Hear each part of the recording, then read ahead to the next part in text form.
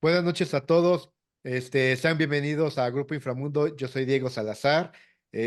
Conmigo esta noche me está acompañando Rodrigo. Saludos, Rodrigo. Muy buenas noches a todos nuestros espectadores y esperemos disfruten esta entrevista. Y con nosotros está el buen Anders Eriksen. Brevemente, Anders Eriksen es diseñador, constructor y bueno, entre muchas otras cosas. No quiero spoilear la introducción, así que vamos a darle. Anders, thanks for accepting this call for Grupo Inframundo. We're so glad to have you here. And Course. yeah, can you give us a little background of you for a start? Yeah, sure. I'm not sure what you want to know, but basically, I've been a horror fan all my life, as far as I can remember. Originally from Denmark, and and then I started building the Freddy gloves. Probably, I mean, I was making masks as well and different things, just anything I wanted to make, really. But the gloves, that's what caught on, and it must have been close to 30 years now, where Robert Englund and his wife, they noticed my gloves and I met them, and then they sort of became supportive of my work, and of course that's when it really took off, and pretty much been doing the same thing ever since. So, and then every now and then we work on like smaller movies with effects, and of course my wife, she makes the werepuffs, the werewolf baby dolls.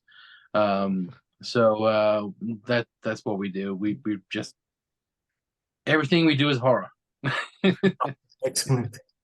Yeah, I mean that's perfect, and that suits perfectly, makes match with our audience and with us because we also are, like, die-hard horror fans.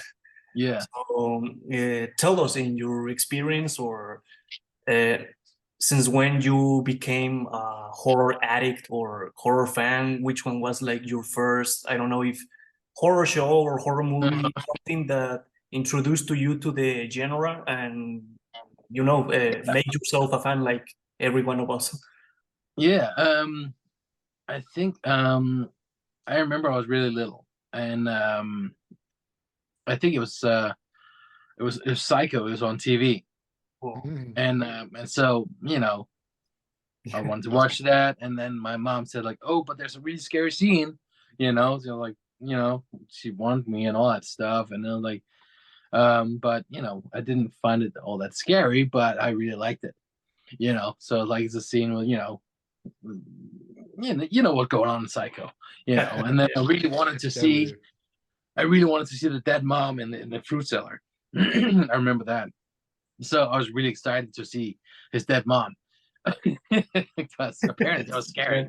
yeah, Um, so it was a spooky I remember scene. that was one of the first things, and I was like, okay, that wasn't so scary.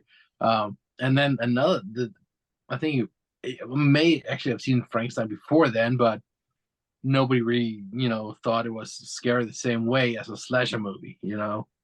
So it's a classical story and everything. So, but Frankenstein and Psycho, those are the two very first movies that I remember like being excited about it and really liking. And then like we had German channels, Hmm. so a lot of these movies were dubbed in German. That they would have like a late night horror movies, and and so we would record them on VHS tapes because that's how you did Yeah, back then. yeah. And then yeah, I don't know, it just became an obsession. And my brother, he was really into horror movies as well, still is. He's a little bit more sci-fi than I am, Mm. but yeah, we found all the old Hammer horror movies. Christopher Lee, Peter Cushing, and I love Vincent Price, and so all these movies just spoke to me. And I keep finding inspiration in horror, all the time. Then I remember trying, and back in Denmark, to find all the movies that had been banned or weren't released in Denmark back then. And I remember Texas Chainsaw Massacre was one of them. Okay, the And original, so, I assume, right? yeah, so like it was not released in Denmark to my knowledge back then. So we had to buy a Dutch VHS tape and have it, sent to us. So it was like the Kettingzaag Maniac or something like that. The Chainsaw Maniac. It was renamed and it had all these Dutch subtitles. So it was really funny. But yeah, we got to see Texas Chainsaw Massacre and it was like really cool because you get, it's not like nowadays where you could just go online and find anything. Exactly. You really had to like go into these obscure catalogs and maybe you had to like send some money to Holland or something to get a catalog over their VHS tapes and stuff. So it was a different thrill of the hunt back then, but it was fun. And then I remember then I did some dirty tricks because I wanted to see what certain movies. So I basically bought the movies that I wanted to watch and gave those to my brother as birthday presents and Christmas presents. So like there was like Pin Hellraiser was one of them, and then Nightmare on Elm Street 1 is actually one I bought for my brother for Christmas. But back then you'd often go and just check the tape to see if it would play in the cassette player, because every now and then you would get a dud or something, as something an error or the magnetic strip was damaged or something. But I remember I put in Nightmare on Elm Street, the very first one. We had seen the third or fourth one first, because the third one was the first one to be released in Denmark. Okay. Because Nightmare 1 and 2, they were not big enough successes to where they wanted to have big film rolls shipped to Denmark back then, so they wanted to only save from the really big movies. So I got the first one, and then I put in the tape, and then the opening scene is where he builds the glove. So that's like, oh my god, so right then and there I knew I wanted to build one. So that was the first moment. So it's like I couldn't start right away because it was a secret that my brother was going to get this movie for Christmas, But the moment we saw it, I started to like ask my dad, like, hey, can we build this? And then he was like, no, he didn't want it back then, I was like, all right. Then kind of in secrecy, I took apart my curtain rod and started cutting that into finger pieces. Right. And then got vegetable knives from my mom's and dad's kitchen drawer. And so I started putting it all together. Like, it was like those paper fasteners that looked like rivets that I used for the joints because I didn't have the rivets back then. I didn't know what they were. So then my dad, he saw it and was like, well, I guess you got to build this anyway, so I might as well help you, So that was my very first glove all the way back then. So that was a long time ago. It's like in the, I guess it was, the first movie was released in 1984. The original 84, yeah. So this was like the end of the 80s, yeah. Yeah. So I was probably 12 or 13, something like that. Because I was 176. So the first movie that caught your attention so you could get into the horror movies was Psycho. But the first one that made you say, I want to build something related to a movie was definitely Nightmare on Elm Street, the very first one. Yeah. And how long it took you to build the very first glove? I mean, your very first glove. Well, it was harder back then because I would have to go to all these different machine shops in Denmark to ask, do you have these parts? And so there was I think we may have a box with some random parts over there. You can have this for cheap because we don't use this anymore. So I had this little cardboard box full of little random rivets and stuff. and that's where it just started. And then I bought big cover sheet at a different hardware store, and it took a long time because I had to figure out where am I getting all these parts. Again, we didn't have internet, so I had to go from machine shop to machine shop to ask for these parts, and I had to nowadays new builders, they can have send a file in and then have some guy laser cut it for them. I got we had this I don't know what they were actually building, but they had these saw blades, and they're meant to cut metal. Oh, okay. All right. So, and they would just throw them out when they were done with them, and then I was like, hey, can I get those? So I would take those saw blades, and they were like about this and about like 1/16 of an inch thick. Okay. But they're very heavy duty metal. Yeah. And so I would get an angle grinder and just shape them into the shapes I wanted. So that took some time, Yeah. So it just came like one little piece at a time all the time, and I was incredibly picky with all these things. I know, because I remember my dad, he was like saying, oh, you got these blades in the mail, you finally, and then I was like, oh man, these won't work, because like they're just not right. And they were like either too flimsy, they were meant to be like box cutter blades or something, or it's like it just didn't work. So yeah, it was a struggle to finding all these little parts and all these different things, and I had to just, nowadays you can also just go online and see, oh, there's a template, let me try that out. I had to make them all myself as well, so it's like just by looking at the movies. So, and I didn't know of like prop store of London where they sell all the gloves they're used in the movies, where you get excellent pictures. It was but it was fun. It was a fun experience just to do things the hard way. So yeah, being said that, you think the hardest part was either find the material, the pieces, or the building process itself of the glove? The hardest part was finding the pieces and the methods. Oh, okay. Because my mom, she worked at a medical what was it? It was they made it was a big company, and she was like the spokesperson for the people there, and All right.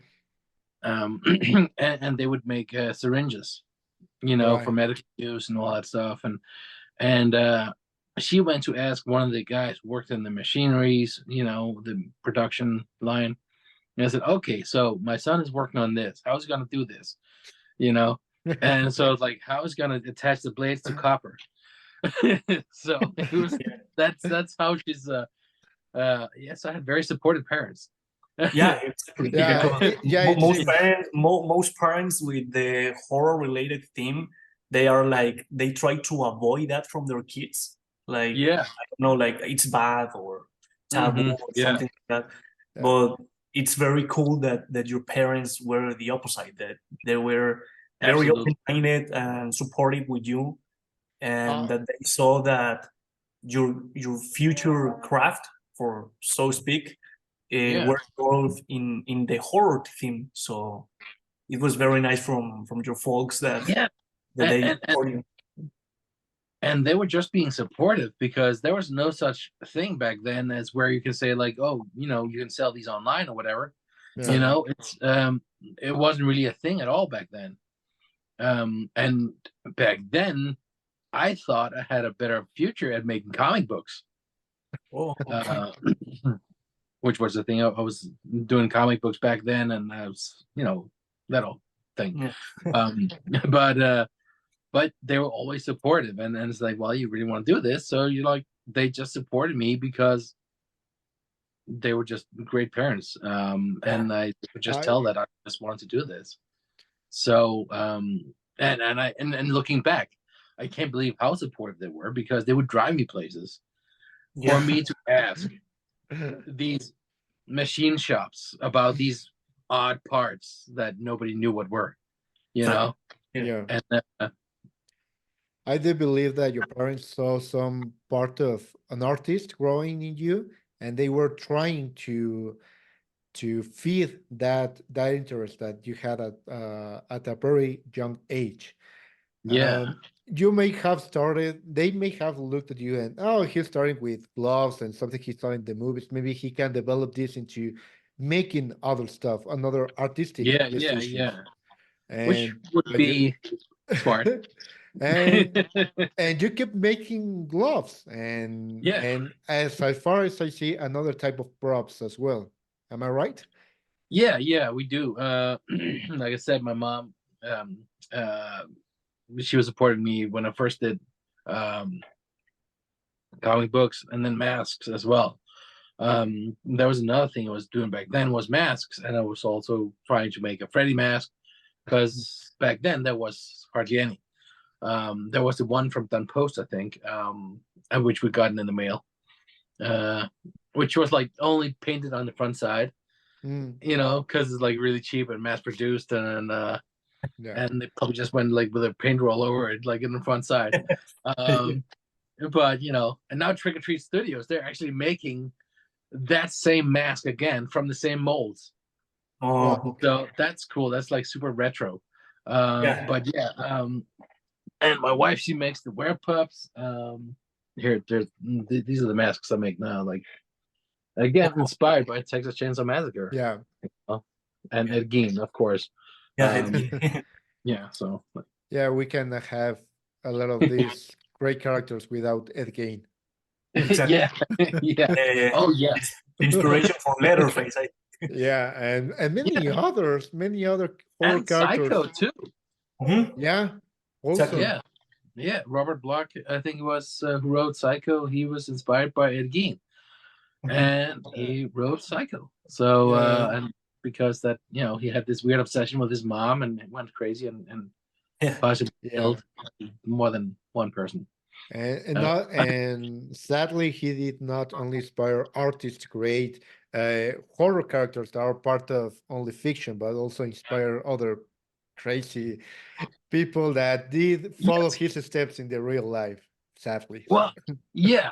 I think that crazy people in real life, they're gonna do crazy things no matter what, and Yeah. Oh, it's one that's thing true. where, like Wes Craven's point in Scream was that it doesn't create psychos; it just makes the Exactly. psycho Yeah. more creative. More creative.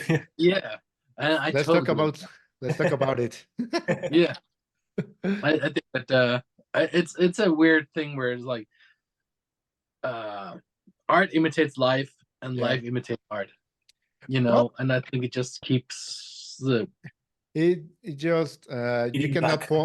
you cannot point who's to blame on that part because one yeah, overtakes the other and vice versa. yeah, exactly. It's a circle of life and Exactly. death. It's a circle of So, death. Yeah, it's the circle of death. It's the circle of death.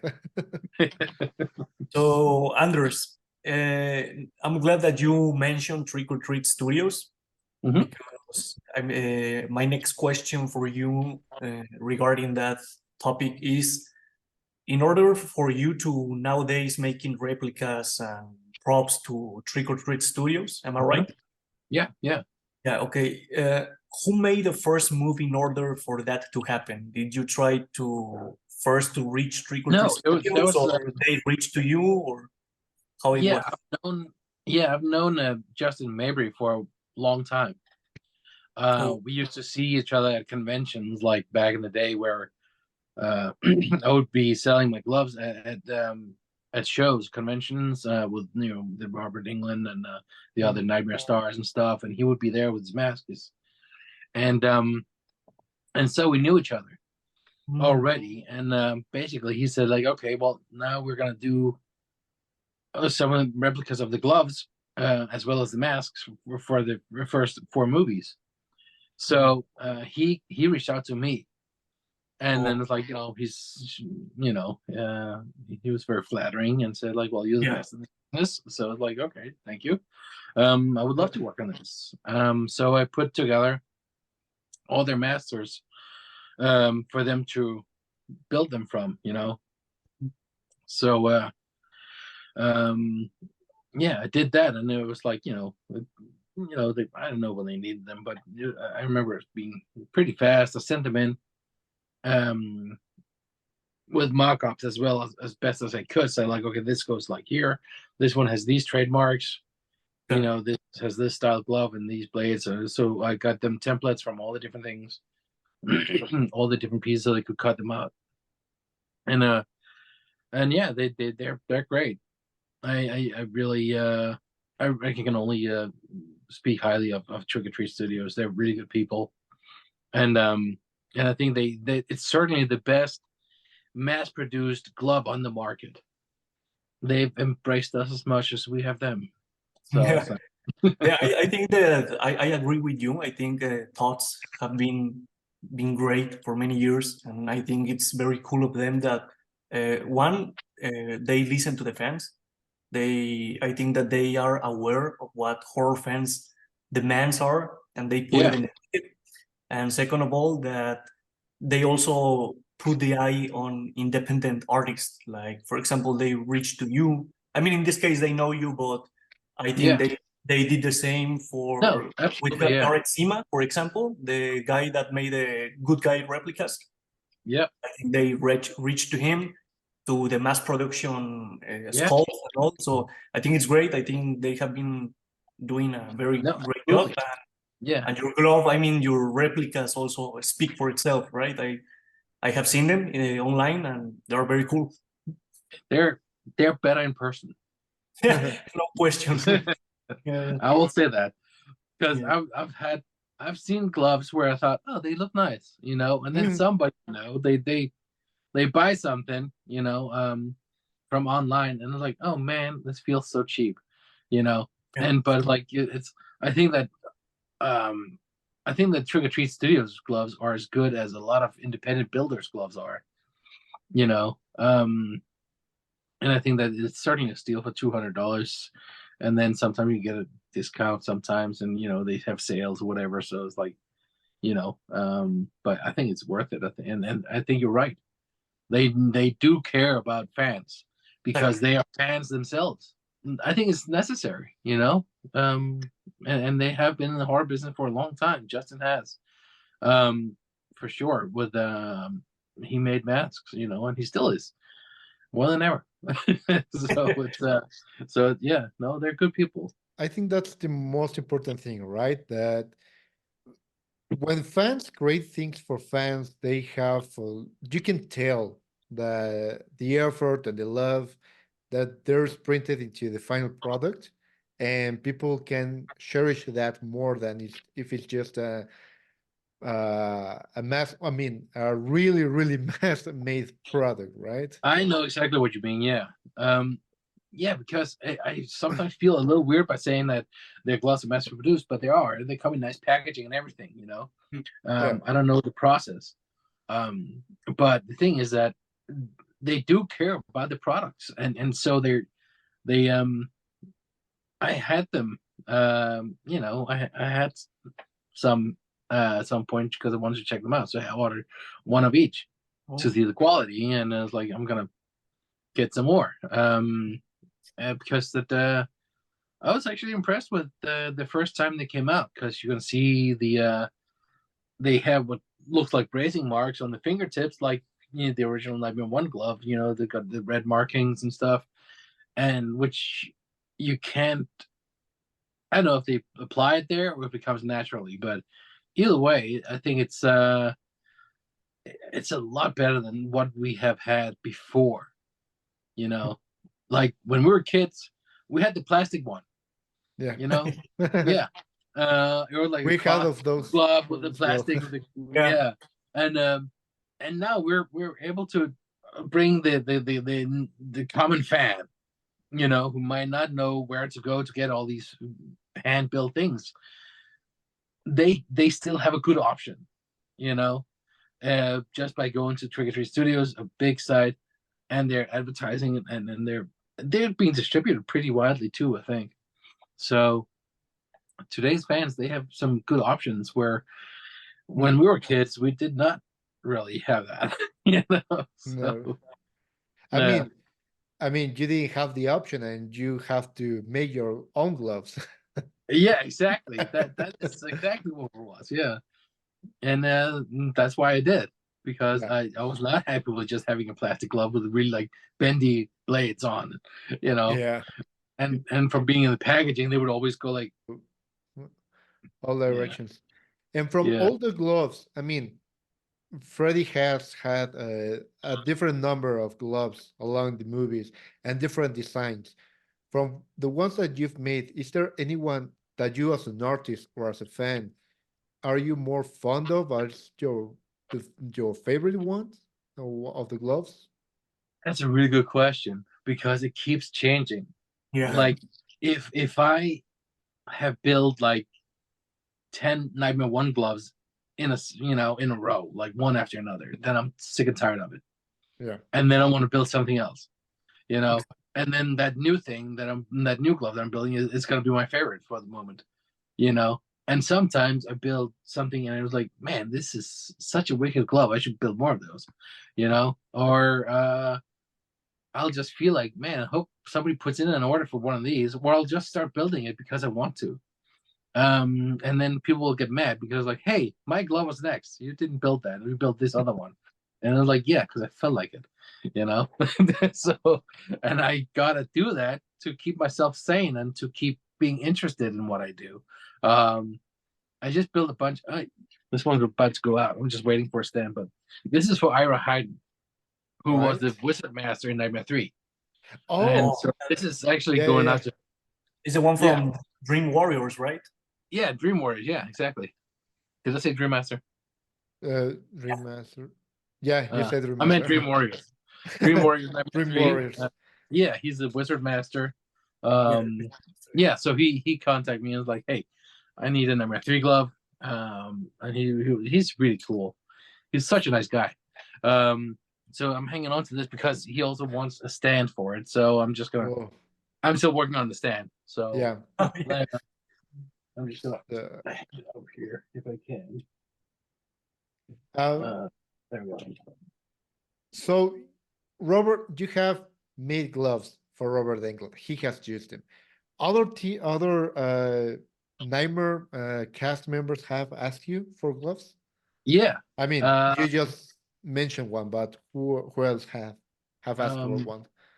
Recently, he also made one for William Perry, who's a stunt guy for Nightmare on Elm Street movies. He's doing conventions right now too. He has a Nightmare 3 glove also. Um, Sean Greenblatt, he has a Nightmare 6 glove. Ricky Dean Logan, he also has a All Nightmare right. 6 glove. Tuesday Night has a Nightmare 4 glove. And I'm not sure if Lisa Wilcox has one of my gloves. But yeah, those are people who reached out to me and said, hey, I want one. That I'm Mark Patton, he had a Nightmare 2 glove that I built. Then he got one of my other gloves also of my own design that was in my house fire because I had a fire some years back and he wanted that particular one because it had a cool background history. And of course, Robert Englund has had a couple of my gloves. Miko Hughes, I think. Oh, and Tommy Hudson, who wrote Never Sleep Again and did the documentary. All right. He has a Nightmare glove. There's a couple of people who have my gloves, and then other fans who was like involved with the documentaries or TV shows or whatever. And the director of what was it called? The episode of the Goldbergs All with right. Okay. yeah, he's got one of my gloves. So yeah, and they're around. There's a lot of I people. can blame it. I mean, it's an outstanding job. The ones you make. I mean, I'm glad to, you know, and I always like when the people who inspired me to build them in the first place, they want one also. Yeah. And and there are so many good people. There are so many good people in there in the and we gotten to know so many of them, like on a more personal level, and so they're just really nice people. Like we just have this thing in common with the nightmare movies, and nice people who happen to be in the movies we worship. So it's really cool. Have any of the original prop masters have contacted you for talking about it?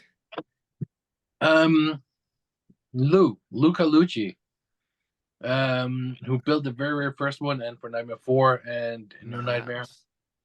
Yeah. So I hung out with him at a show in California, and he was like, he really liked the Nightmare 1 gloves that I built. He said that that was the closest thing he's ever seen to a Nightmare 1 glove, like in the movies. So I took that to heart, and he helped me. The funny thing is, the New Nightmare, see right here, Yeah, it's all made from the molds that I got directly from Luca Lucci himself for the movie. Yeah, so he It's very cool. we did some trades and whatnot, and I got his all the molds from the No Nightmare movie, and he said like they're so hard to build that he didn't want to make one ever again. Yeah, so and now he asked you to build them for him. yes, he asked me to build him a Nightmare 1. So that was part of the trade, and then I kind of disappeared a little bit off the map now, but no, he's been very cool. And I got his very first autograph ever. Nice. Really? It even says so on it. Yeah, it says #1 autograph, and like on the back, and so like yeah, I have Luca Lucci's very first autograph ever. So like, Wow. yeah, And for example, in I the mean, I don't know, in the near future or with other projects ahead that you have, is there any, I mean, what iconic prop from any horror movie would you like to do? I don't know. oh, prop from Yeah. Some prop that you haven't done, but you have the, I don't know, the emotion or the thrill to make. yeah. Is there any the horror universe that you would like to make? I don't know, the Hellraiser cube or No, book. actually, I do want to make the Edward Scissorhands. ooh, Yeah, nice. and I would like to make them in a way where if they can feel real, I would like that. That's one thing that it's been on the back of my mind. I made a bunch of sketches. The thing is that they had to be lightweight plastic in the movie because they're long, Yeah. and he has to move them with his fingers. But I would, it's something that is in my mind. Like if I could make them feel real and still be functional, Yeah. that's something that I would like to do. That would be awesome. Yeah. Yes. I mean, you already have experience making Freddy Krueger's gloves, so I don't think that would be well. It will have this level of difficulty to make Edward Scissorhands hands, literally. So Yeah. I mean that's quite an endeavor. And if you do it, please let us know because we want to see the final result. Yeah. Yeah. Exactly. I definitely will. We are almost up with this interview. It's so short of time. We will love to extend this conversation. Yeah, we ask you tons of questions, more questions. Yeah, we will spend hours and hours and hours, and that's why they limit us to, you know what, almost 40 minutes. Yeah. Because we can spend hours talking. So for closing question, here in Grupo Inframundo, we often ask our the people that we interview, we ask them really last question about their favorite, about the topic we're talking about. In this case, I have one question for you. You've clearly done, I can almost assure that Nightmare on Elm Street is your favorite horror franchise, but I'm gonna make the most hard question of all of these. Of all the Nightmare movies, which one is your favorite? Robert Englund, he has a really good answer that he likes to say. is that for him, Nightmare 1 and New Nightmare, they make good bookend movies. You know? Okay. Yeah.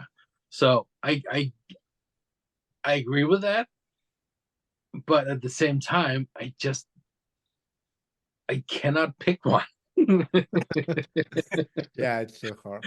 I cannot. For me, I love Nightmare 1, but then there's Nightmare 3, which I also absolutely love, and Nightmare 4, which jumps to a completely different feel, and sometimes that's the one I love the most. All right. And because they just came out just around the time when like probably Nightmare 1 and 4, they have really like nostalgic sort of resonance. Yeah. You know, because of where I was at the time in my life and all that stuff when we were kids, and we would just be so invested in these things, you know. And Nightmare 4 was so big. That's the one that just made it big in Denmark and Germany where we lived, and you know, and then Nightmare 1 because that's the one that inspired me to do all this. And then Nightmare 2, not so much, but the Nightmare 3 was because it was just like it was the one that just started to become big in Europe. You know, they kind of skipped 1 and 2, then Nightmare 3, and then it's like, oh, all of a sudden people start talking about it. You know, I remember in class, the kids in school, they were talking about, they had no clue who Freddy was. You know, he was like deformed old man or something, you know, and he turned the kid into a marionette puppet, and it was like, what the hell? I gotta watch this, you know. And I don't know, there's this urban legend feel to it, you know, where you hear the whispers and the talks and you don't know what it is. And that's cool, you know. So like 3, 4, 1, those movies were the one peak ones at the time, and then New Nightmare has really grown on me because of just a really good movie. But I think those are my absolute favorites. I'm sorry, I can't narrow it down to just one. No, it's okay. I mean, it's really hard to tell. I mean, yeah, It is. it's a hard question. you can ignore some of them in the list, but there are few that are kind of that bunch to say, nah, these are really good. These are really good. Yeah, they're just like some of the absolute top of what you can get. You know, that's how I feel about that. Yeah, in themes of lore and character development, I think they are big. I think so too. And I think that's exactly it. It's like you have 1, and then 2 was a little bit of a diversion, and it's gotten its own fan base and all that stuff. And his makeup looked great in that. And then Nightmare 3, though, Nancy comes back. We reconnect with Nightmare 1. Nightmare 4 is again a diversion to different people now. We have a little bit of connection to 3, but basically it could be a standalone movie. But it was so damn good, you know. It's just so much fun, and Freddy, who was just like James Bond or like, you know, he was the hero, you know. I mean, he was a bad guy, but he was the hero at the same time. It's like, we want to see Freddy, you know. And so it's one of those things where like before that he was in the dark and he was the boogeyman, and like now he's like, oh yeah, I got Freddy on my t-shirt, I want to see Freddy all the time.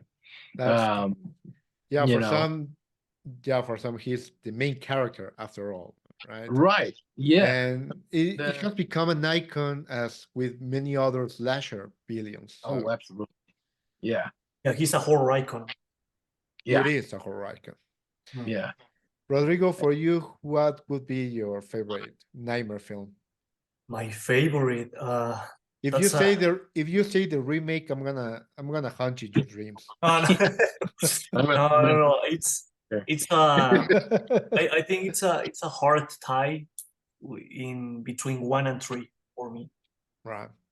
But I agree with Anders that a new Nightmare is also like a good closure to the saga. So I mean, for me, I have the collection on Blu-ray. I'm praying for a 4K release, and I think each movie have their special moments. I think every piece fun and have rewatchable material. But for me, 1 and 3 are like almost perfect. I think 1 and 3 for me. I'm not sure. Some days 3 is above 1, some other days 1 is above 3, but I'm between those two. How about you, Diego? I agree with both of you. I mean, if I have to pick one, I mean, 1 started it all. Obviously, it's the original one. 3, it just expanded the lore so heavily, and the characters were so good. The way that Freddy started using the weaknesses of his victims, exactly, in order so he can make his skills very creatively. I mean, it's just like disadvantage. I mean, the puppet one, it's the one that really was stuck in my head. It's like, what the hell is this? I mean, that's, I mean, in terms of horror themes and horror deaths in general, I think it's one of the most original deaths ever made. It's absolutely, I agree with that. That's such a good kill scene. I mean, I shouldn't be talking like that of that scene, but creatively, I mean, it's really creative. It's really creative. And yeah, I mean, New Nightmare, it's perfect closure. If you don't add Freddy versus Jason, I think it's a perfect closure. And the meta aspect pre-Scream, before Scream even came out, it's like, boom. I mean, and you just watch it and how mind-blowing. And how Wes Craven created his character of him and putting himself into the movie. It's just wonderful. Great. It's playing again with the old thematics that he established in the previous, I mean, in the first one. And apparently, New Nightmare is the first movie to open up without any credits before the movie actually starts. Or in the series? No, at all. In Hollywood's history, the movie just starts, and that's because that Wes Craven thought, this is not you going to see a movie, this is real. So all the credits were after the movie. Damn. That's a nice piece of information, because I didn't recall that at all. So that's something that I have not been able to disprove it yet. Wow. So far all movies have credits before then, and Wes Craven thought that's him being Wes Craven and a genius, and and that's just putting all credits after the movie itself. I thought that was really brilliant. It kind of makes sense when you watch the very first Scream. It just starts. Also, it's just like boom. It goes into the action, because they're also doing the whole meta thing, where but New Nightmare was the first one. Wow. I have to rewatch it now. I have to rewatch it now. Me too. Finally, may God bless his soul. Rest in peace, Wes. Finally, did you ever got to meet him? No, never did. Damn. I saw him in Copenhagen once, because Scream 2 was being released in Copenhagen. Okay. And so we went to see Scream 2, and he introduced the movie. Wow. So I saw him, but I didn't get to meet him. Yeah. I mean, it would have been amazing, because he created Nightmare. He created Freddy. And it would have been such a blessing for you that he noticed you and he said, I love your work. I would have loved it, but no, I never got to meet him at all. So, and then all of a sudden, he just passed away, and nobody knew. So that was a that was a hard day. Yeah, Yeah. yeah. I mean, maybe you didn't know him, but that's a hell of a moment for you. I mean, Yeah. Scream 2, one of the Yeah. biggest of the franchise, and him in person having presenting the movie. I mean, I will be more than happy just I mean, to live. I realized, I mean, and I was still a kid, you know, still a teenager, you know, but man, I think it was a teenager. How long ago was that? I don't remember. Man, time flies, but Scream 2 a while ago. 25 years ago, almost 25 years ago. 90s, yeah. Wow. It was 97. Yeah. Wow. But yeah, I remember, man. It was something that we fucking went to Copenhagen just to see that, and then I mean I got to see Wes Craven in real life, which is cool. I just would have loved to meet him. Man, at least you got to see him. I got to see him. Rodney and I are younger, and we got to Yeah. meet. I mean, we got to know Wes Craven's work later, right? Yeah, and sadly, we were also teenagers when he passed away. So that was a shock. Wow, yeah. So Yes, it was a shock to everybody. He was yeah. was it cancer he was battling, and nobody knew about it, and then all of a sudden it's just like, man, that was a hard blow. Yeah. That was hard. It was horrible. Yeah, that was hard, man, because he was a genius. Yeah. Imagine like he would have made so many good movies, and man, Ton of very good movies. Yeah. Yeah. Really, I mean, really also a standalone movie like Red Eye, for example, was People Under the Stairs. I mean, he had a lot of now they're remaking People Under the House Stairs. on the Left. Yeah, I think that House on the Left got a remake too. Jordan Peele, I think, is the one that gonna be in charge for that. I think actually he can do it. Yeah, you know, because I think that he can pull it off. Yeah, I think so too.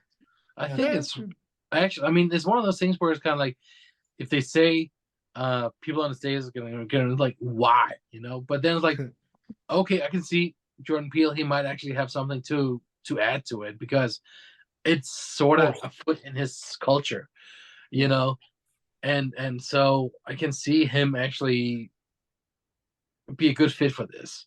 Yeah, I liked his Twilight Zone reboot as well. So I have not watched. Nope. That's the one I didn't see. I love it. I love it. And in an IMAX screen, it was gorgeous. It was beautifully shot, and I like the plot. Yeah, I know that there are some people that doesn't like or think that is the weak link from the 3 movies he have released, but I like no. I disagree. I think for me the weak link from Jordan Peele's filmography so far, it's Us. Really? I like very much the 3 movies that he can release. I cannot decide for a weak link or a winner. I have in tie the 3. I love them. Yeah. I really you know what? Us is the one with the scissors and the right? Us. Exactly. Yeah. The one. And the one was the Get Out. Literally. Literally, it's called Get Out. Yeah. I sure remember that title, but his first movie. Yeah, that was really good. I really like that. They should have stuck with the original ending, but it would have been more hardcore, that ending. Yeah, with him being taken away. yeah. I mean, but yeah, it was good. It was good either way. And Us, I can see that. It had a good. I think Us had a really good beginning, like up to the first half of it, and then it kind of fell apart a little bit. Yeah, it kind of fell for me a little bit. Yeah, I can see that. Yeah, but still pretty good. Let's see. Let's hope in the future if his endeavor into Last House on the Left is up to par, which I think it will be. Well, yeah, I think it will be. They're gonna do another House on the Left. No, what was it? People Under the Stairs. People Under the Stairs. Thank you. I confused them. Yes. People Under the Stairs. Yes. I think he can do that. Yeah. That should be good. He can pull it off. I think so. I like him. Anyways, Rodri, is anything you want to add to this conversation at all? No, not at all. I mean, off the record and from aside the interview, I will love to talk hours with our guest, but I know that he has things to do and our viewers too. So I just want to say thank you. Thank you, Anders. Well, thank you for having me. Keep doing the outstanding job that you have been making all these years. And thank you for your work. Thank you for your time. And thank you for being here with us. You have been very kind. My pleasure, absolutely. If there's ever another time, I'll be happy to join you guys again. Thank you so much. Please. I believe that when people watch this, they will have the questions of their own that will like to add for this conversation. And if there's a second part with you, we will be completely delighted to do it. So. Yeah, more than willing to have a second part with you. Y a toda la gente de Grupo Inframundo, gracias por ver esta entrevista. Nos estamos viendo en la próxima emisión, en el próximo video. Y si tienen, ya escucharon, si hay una segunda vuelta con Anders, dejen sus preguntas, qué le gustaría preguntarle. Y nos encargaremos de hacerles esas preguntas. Rodrigo, un gusto. Anders, Gracias, thank you very much. Thank you, Anders. Thank you. We'll see you soon. Bye-bye.